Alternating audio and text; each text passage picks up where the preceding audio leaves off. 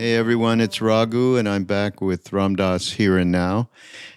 And the first thing I want to do is really let everybody know that we have this fantastic new podcast on Be Here Now Network, Alan Watts.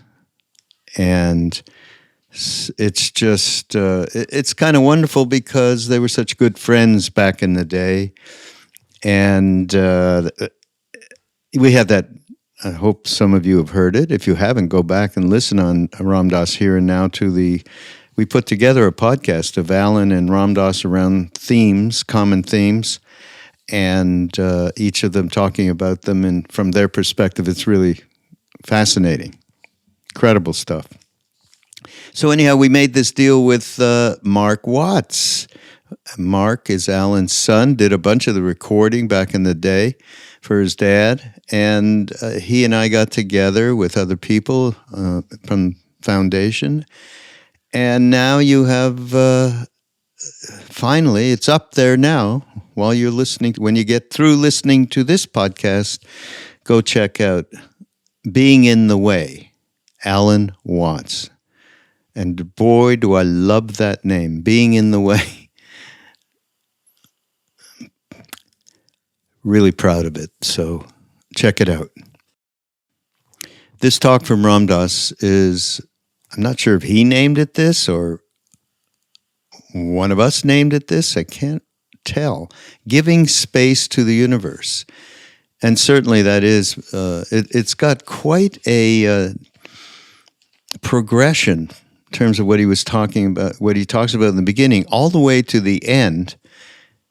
He sings this song, I swear to God, I know you all hear this all the time from me, but I've listened to a billion Ram Dass talks doing this, what I'm doing, and I never heard this, okay? I never heard something else. He said something in here that's the most important, one of the most important things I've heard in a long time, never mind Ram Dass or anything. It's just, it's a point of view that is to me crucial to integrate into our daily perspective, and so I can't wait to talk about that. And what so it goes through this really. There's a wonderful meditation at the end as well. So it's around starts out with stuff around the fact that. We walk around and all we do is express that story. We tell ourselves who we think we are. And the idea is, the purpose of being on the path at all is to begin to recognize your true identity. And one nice thing he said, the heart is an incredible mechanism for caring about all of mankind, womankind, all sentient beings, but not without truth. That's something, that's like a little bit of a koan to gnaw on for a while. So, okay, I said before that aside from never hearing this song, which by the way is called We All Come from God. Really, it's like, it's an a cappella thing. It's extraordinary. Wait till you hear it. But what really struck me in this, and of course, we are all going to hear this as we listen to the podcast, but I'm just trying to give you a heads up, give everybody a heads up about stopping the playback, the stream, when you hear what he says, and to really take time to think about it. It's what happened to me, and it's still a wonder for me to appreciate that no matter what, after all these years, maybe I did hear it before, and it's only now starting to ring true, but I don't think I did, and I just love the way this is put. So he talks about we all get high. We get into a situation like the one he's in with a bunch of loving people in a hall and everyone's real high. And then when they get home, you kind of crash. It's just like a psychedelic kind of thing. So, you're brought down. So here's the perspective. Think of that as grace, he basically says. It's the grace of experiencing the possibility of yourself that keeps helping you aim and redirect everything in your moment-to-moment life.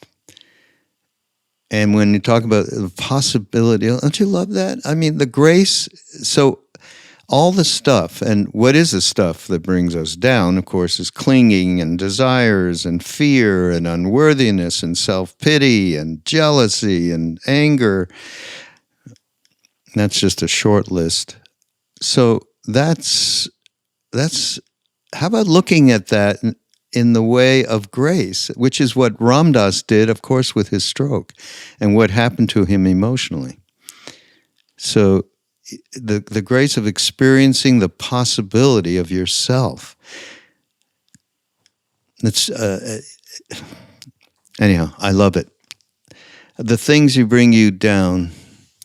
One of the other things that brings you down is, and he, of course, being the incredible psychologist he was, we're just constantly hooking people into our stuff he's talking about. So you just think of it for yourself, just walking around. You have all of these, we have all of these projections that are based on manipulations, and as Ram Dass puts it, we're the masters at the game of seduction to get what we want. And you keep walking around like that. And you get the idea of, and of course, mindfulness is the thing that really helps too. So you understand, we all understand our self-motivation for manipulation and seduction to get what we want. And that's where the grace comes in. You realize how perfect. I wouldn't be able to even get aware of this in myself without that grace. That's the grace.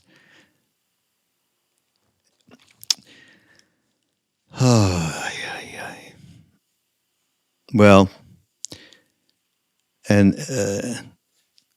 in the end, he says, which is something that I appreciate and speak to myself, give it all space, spaciousness, awareness and spaciousness. Give it space. Give the universe space. Don't jump all over it and yourself. We don't need to do it. And that's how this, and then it goes into this great meditation. And then this song, we all come from God. It's fantastic. Okay, there you go. Don't forget about Alan Watts. Check that out on Be Here Now Network. Go to BeHereNowNetwork.com and you'll see Alan Watts, Being in the Way. All right, so do that. Also, you want to hear some great stories of Neem Karoli Baba? Maharaji?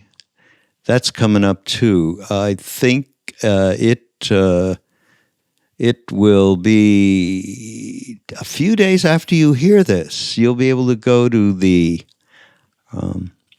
guest podcast. Just go to the guest podcast. You're going to hear stories with Girija, Radha, and other women. And of course, Girija and Radha were back in India with us all, with Ram Dass and Neem Karoli Baba. So check that out, and we'll see you next time on Ram Dass Here and Now.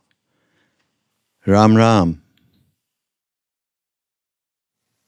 I mean, once that opens, everything else starts to just become stuff you play with. You're just playing with a substance, including your own body and your own melodrama. Each of you has a melodrama, don't you? Really mellow, right? You've got a plan of who you are and where you're going and what your future holds. And every moment you're reciting who you are and you're getting everybody around you to reinforce the model you have of who you must be. If you're a good guy, you've surrounded yourself with people who say, he's a really good guy. Okay? If you're a sexy girl, you got everybody saying, gee, she's sexy. Wow. Okay? Just send out the vibes. Know me, know me, know me, know me. This is who I am. This is who I am. This is who I am. This is who I am. Okay? When the transformation has occurred and you're not busy being anybody, then the only thing that's coming through is God. Then just like a river or a tree, you are a perfect statement of the Dharma, of the flow. And then you never are out of the flow of the universe again. As you begin to open and explore this journey, you take the tantric technique is to take the stuff of your daily life and start to offer it up. What you do is you begin to, quote, consecrate your life. Instead of God being some kind of an abstraction that you deal with in Sundays or that was connected with your parents or, well, I don't know, it's something nice. You begin to recognize your true identity just a little bit, just enough so that everything you're doing, you don't have to change a step in the dance. You don't have to drop out. You don't have to go to a cave. You don't have to wear clothes or shave your head or wear funny clothes or do anything. The process can change it changes in your being, not in your doing.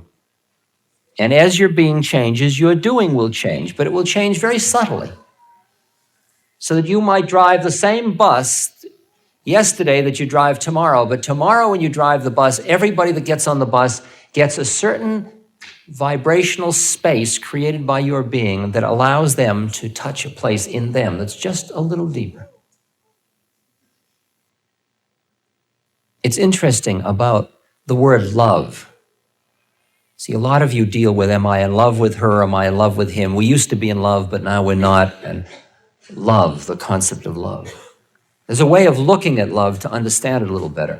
When you say, I am in love with him or I am in love with her, one of the ways of understanding it is that that other person is a stimulus that awakens in you a place where you are love.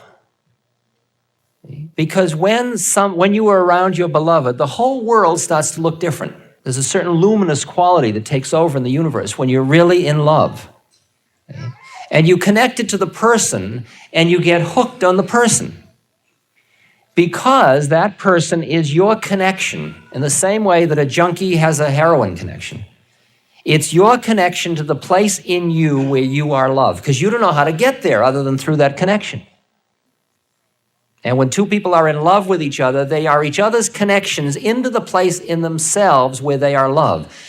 As you divest yourself of being attached to your intellectual, social, physical identities, that doesn't mean you kill yourself or have no personality. You don't change those at all. You just change your attachment to them.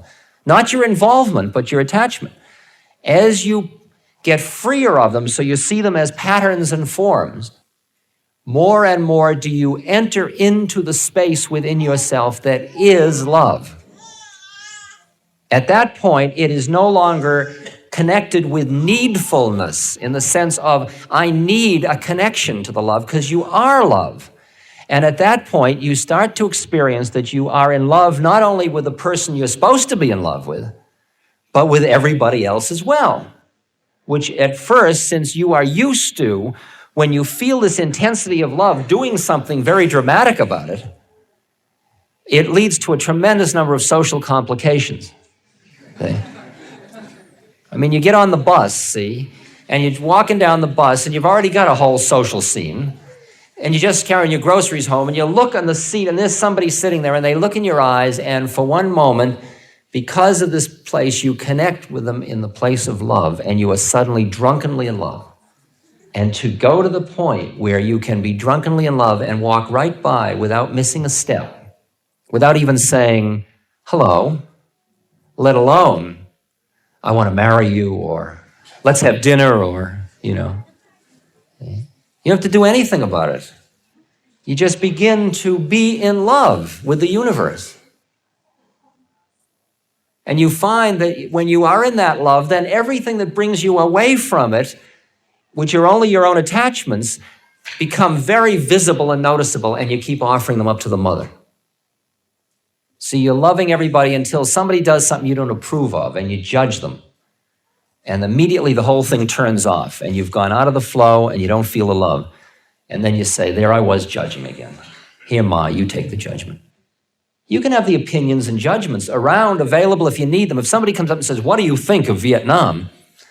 You can have one ready, but you don't have to sit around being, I'm somebody who thinks this about Vietnam. You don't have to say it as you're going to bed at night. You know, you're brushing your teeth, and this is what I think about that, and this is what I think about that.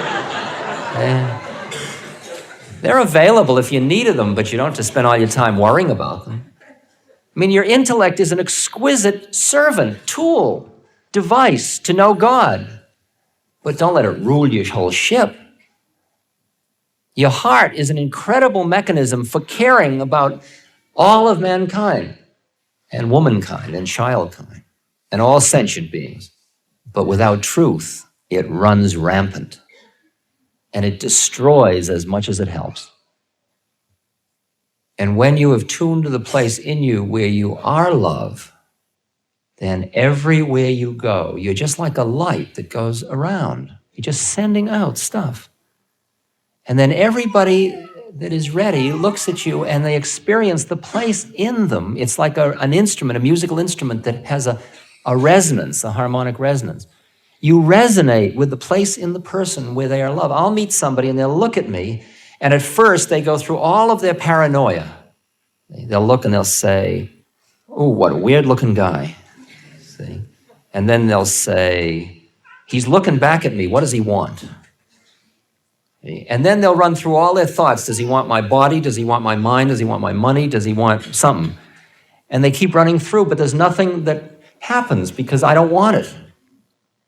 Because in fact, I'm not even looking, I'm just seeing. I'm just sitting here. There's not even an active going out, it's just sitting. And then when they are ready to let go, they go through all their paranoia like a one-armed bandit. Oranges and bananas and lemons going brrr, paranoia, paranoia, paranoia. And then no matter what the package they're in, they may be old and decrepit or young and beautiful or a child or a dog or whatever. At that point, if they're ready and they can let go enough and trust their own intuitive sense, they look back and here we are in love, in absolutely peaceful, conscious love, and there's nothing that has to be done about it. And it's as if at that moment, that place in them has been watered, just like ground that's being prepared. They may not be able to maintain it. Like some of you may be experiencing a feeling at this moment in this place because of the nature of the loving beings that have gathered here to bless us. And you'll go away and you'll lose it. You'll, quote, come down. But that's okay. Don't knock it. Because the grace to experience the possibility in yourself keeps helping you aim and redirect. And as you learn how to do it, every time you start to come down, the things that bring you down are your own clingings, fears, unworthiness, self-pity, stuff like that. And you just start to, here, Ma, you take them. Here, Ramdas, you take it. You take my stuff. I don't need it anymore. And everything that interferes with your tuning to God within yourself, you just start to let it go. No big deal about it. You just start to let it go. If you got somebody you're really angry at, you take a picture of them. I have a little puja table of a table of Christ and all the beings that I worship and love and hang out with, my buddies, the girls and boys of my school. Okay? Christ and Anandamai Ma and, so on. And I'll put a picture of somebody that really I'm having a hard time with, right in the middle of them. I'll worship it. I'll look at it and I'll get all this, and then I slowly just keep letting it go and letting it go and letting it go until I can look through the stuff that caught me again and see another being in there who's just waiting for me not to get caught in their stuff. See, every one of us has this stuff that we're sucking everybody into around us, and we're just hoping desperately that somebody will come along that will not get stuck in it. But the thing is, we're really masters at the game of seduction. And we keep seducing people into thinking we are who we think we are, when all we wanted was one person who says, look, that's just who you think you are. You're not going to suck me into that one. And the quality of the guru, the quality of the free teacher, is that they are like a pure mirror. And when you look at them, you only see your own stuff. Because they don't have any stuff. Because the only reason somebody else gets sucked in by your stuff is because there's something they want. See, like people that are very wealthy, for example, have built a whole paranoia around their wealth. Everybody wants me for my money, like a father with his kids. And the fact is that they send out a vibration, and the people that gather around them, in fact, are busy reacting to money. And so they are, in effect, everybody's fulfilling everybody's expectations. But once I was with my guru, and he was lying on his wooden table, and at that moment, Indira Gandhi, the head of India, went by with her Cadillacs and generals and all that production. Here's my guru who has a blanket and a loincloth and a water jug, and he's lying on a wooden table, and we're both in bliss. And he looks over at this whole business and he says to me, look at all that. And it's just a worldly king. Like, it's no big deal. It's just a king on this plane.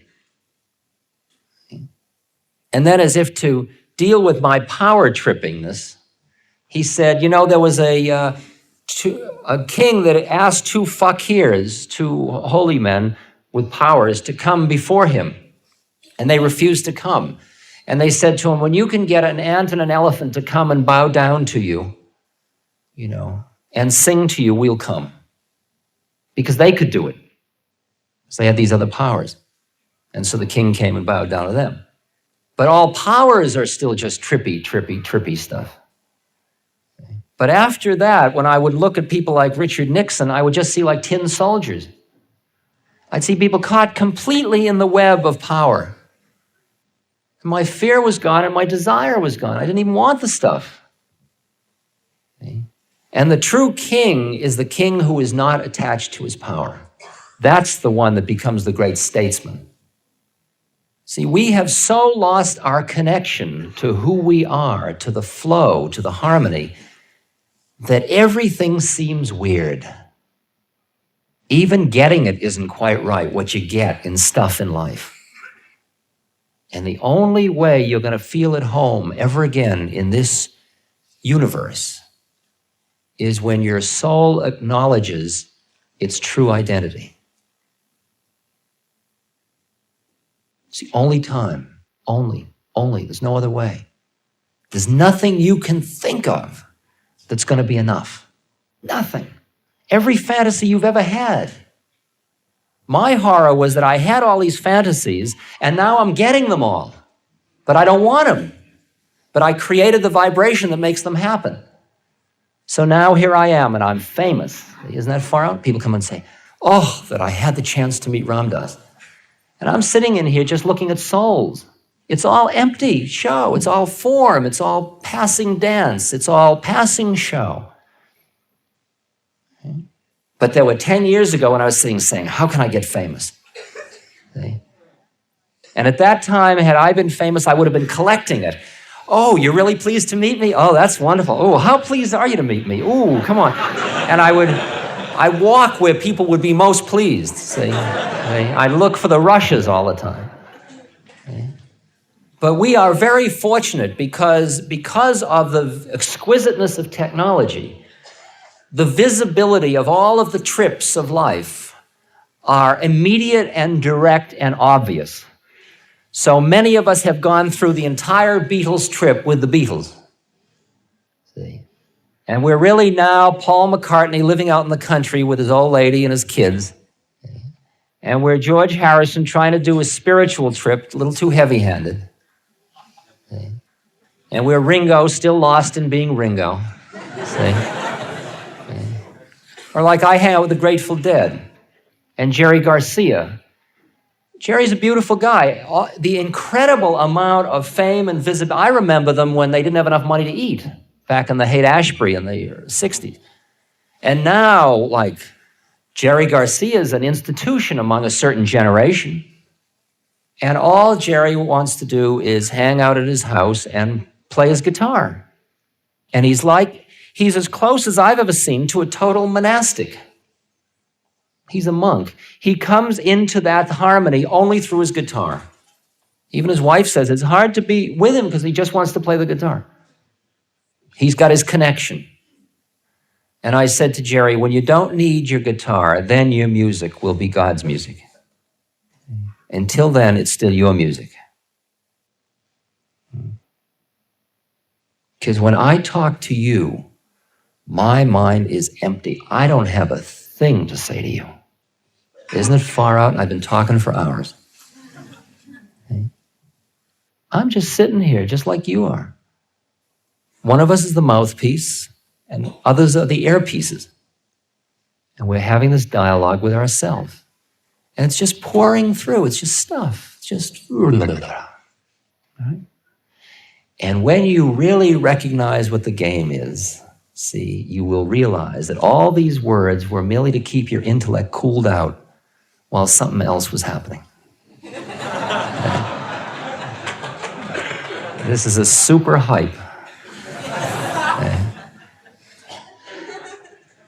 Because the process was to you to cool out enough and go, yes, often enough. That's right, that feels right, yes.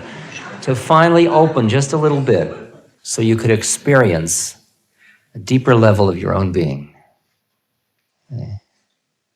Because I'm not it. It's it. Exactly right. It's it. And you are as much it as I am. And the only thing that will ever satisfy you is when you know yourself, not when you know me better. You start out on the journey in a dualistic way. You can say, God's out there, the guru's out there, there's nothing wrong with that, and you can love the guru and surrender and trust. That is a vehicle. It is a method, the same as meditation is a method, the same as study is a method. But if you start to love the guru, when you really trust and surrender and love, you look through and then you see you are loving a form. And you look through the form and you see another form. You love that more desperately. And you go through and through and through until finally you are looking in a mirror and you see yourself. And then when there is no attachment to your separateness, there is nothing to be seen any longer, then you are it. And then you come back a little to know it, and then go back into being it. That's that very fine balance. And a fully free being is right here now, living life just the way you are living life. Perfectly liberated being could be living any one of your lives at this moment. You don't have to go and act like Buddha or Christ. You just have to live your Dharma. You have to live in harmony with the forces that are acting on you at this moment. A river, when it becomes enlightened, doesn't become a tree. It just becomes a perfect river. The game has been designed so that what you are at this moment is perfection itself. You merely have to give up your models in order to recognize yourself. It's as simple as that. Honor it. Love it. Don't judge it. Don't judge it. Just allow it. Give it space. Give it all space. Give the universe space.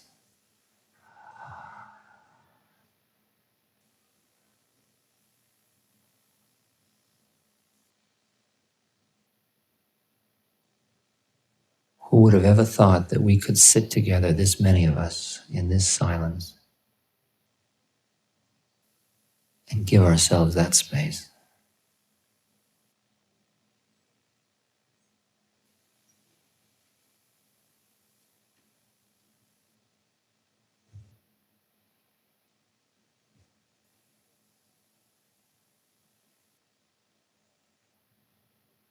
In order to become the conduit for that energy, you've got to keep giving it away. You can't hold it all for yourself.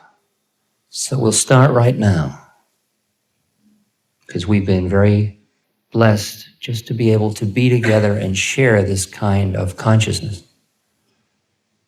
So now focus in your heart and breathe in and breathe out. as if you were breathing through your heart. But as you breathe in, imagine, for those of you that cannot experience, imagine that you are breathing in God's breath. You're breathing in light, energy, truth, love. Breathe that in. Let it pour through your body. Then bring it up to the point between your eyebrows and breathe it out. And send it out as peace and love to all the beings in all the planes of existence who are suffering. Start with people right close by you, people you know, people who are full of anger or pain, physical or psychological, who are lonely or who hurt, people in the world who are starving, people in the world who are caught in the ugliness of greed and lust. Breathe in the energy through your heart that this room is permeated with at this moment. And let us, as a collective beacon now, understanding the power of thought, send out peace and love to the universe. Share your blessing. Breathe deeply.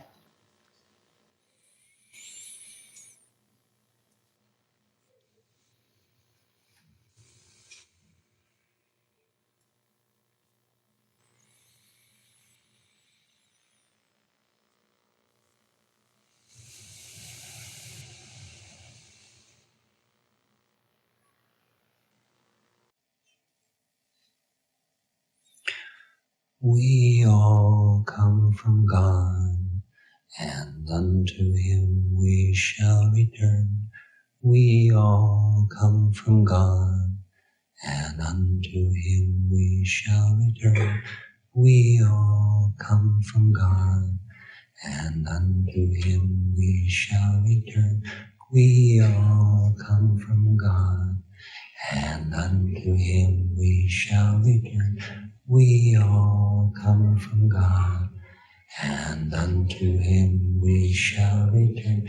We all come from God, and unto Him we shall return. We all come from God, and unto Him we shall return. We all come from God, and unto Him we shall return. We all come from God, and unto Him we shall return. Like a river flows into the ocean, like a river flows into the ocean, like a river flows into the ocean, like a ray of light returning to the sun, like a ray of light returning to the sun. We all come from God, and unto Him we shall return. We all come from God, and unto Him we shall return. Like a river flowed into the ocean, like a ray of light returning to the sun. We all come from God, and unto Him we shall return. We all come from God, and unto Him we shall return. Like a river flowed into the ocean, like a ray of light returning to the sun. We all come from God, and unto Him we shall return. We all come from God, and unto Him we shall return. Like a river flow into the ocean, like a ray of light returning to the sun. We all come from God, and unto Him we shall return. We all come from God, and unto Him we shall return. Like a river flows, returning to the sea, like a ray of light, returning to the sun. We all come from God, and unto Him we shall return. We all come from God, and unto Him we shall return. Like a river flows into the ocean, like a ray of light, returning to the sun. We all come from God. We all come from God. We all come from God. Like a river flows unto the ocean, like a ray of light, returning to the sea. We all come from God, and unto Him we shall return. We all come from God, and unto Him we shall return. Like a river flows into the ocean, like a ray of light, returning to the sun. We all come from God, and unto Him we shall return. And unto Him we shall return. Like a river flows into the ocean, like a ray of light, returning to the sun.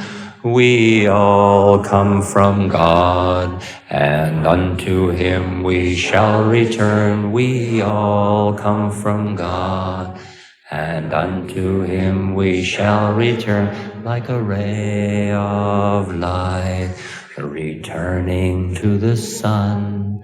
Like a ray of light, returning to the sun.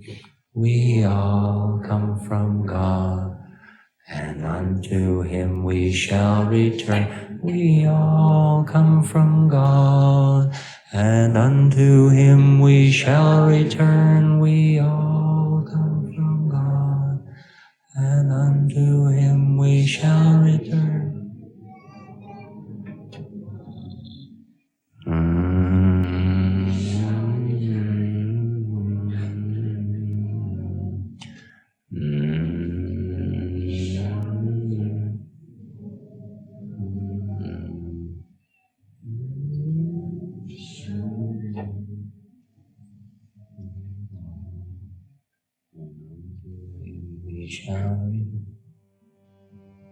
This podcast is brought to you by the Love Serve Remember Foundation and ramdas.org. We appreciate you listening, and we appreciate all the support that you've given us. Please continue that support and donate at ramdas.org. We can then continue to share what Ram Dass has been sharing for all of these years. Thank you.